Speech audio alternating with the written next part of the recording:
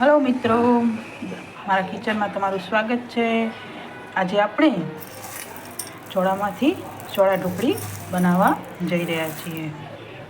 ઢોકળીનો લોટ બાંધવા માટે આપણે ચણાનો લોટ અને બાજરીનો લોટ લઈ લીધો છે। એની અંદર આપણે મસાલા કરીએ તો મીઠું, દળેલી ખાંડ છે, પાવડર, ગરમ મસાલો, મરચું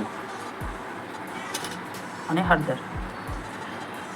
તેલનું મોણ નાખી અને આપણે સરસ બાજરીના વડાનો લોટ બાંધીએ એવો લોટ બાંધી લઈશું। આની અંદર તમે લસણ અને મરચાંની પેસ્ટ પણ ઉમેરી શકો છો। તેલ લઈ અને દહીં નાખી દીધી છે। અંદર આદુ મરચાંની પેસ્ટ અને મીઠો લીમડો નાખીને સાંતળી જે ચોળા છે જેને મેં પલાળી લીધા હતા અને અધકચરા બાફી લીધા છે એવા ચોળા આપણે એની અંદર ઉમેરી દઈશું। આપણે ચોળાને સરસ વઘારી લીધા છે। હવે એની અંદર રેગ્યુલર મસાલા આપણે કરી લઈશું। તો લાલ મરચું, હળદર, ધાણા જીરું પાવડર,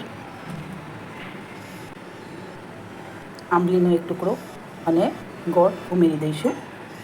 બાજરીના લોટમાંથી મેં નાની નાની ઢોકળી બનાવી લીધી છે અને એને હું ચોળાના આપણે જે શાક બનાવ્યું છે એની અંદર ઉમેરી રહી છું।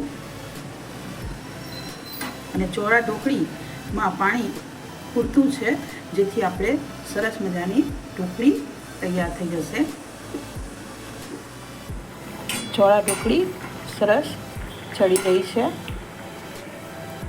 ઢોકળી ચડી જાય ત્યાં સુધી આપણે એને રાખીશું।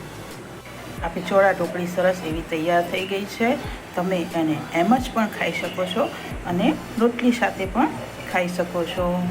તો મારો આ વિડીયો તમને ગમે તો લાઈક કરજો, તમારા મિત્રો સાથે શેર કરજો અને મારી ચેનલ સાથે જોડાઈ રહેવા માટે સબસ્ક્રાઈબ કરજો। આવજો।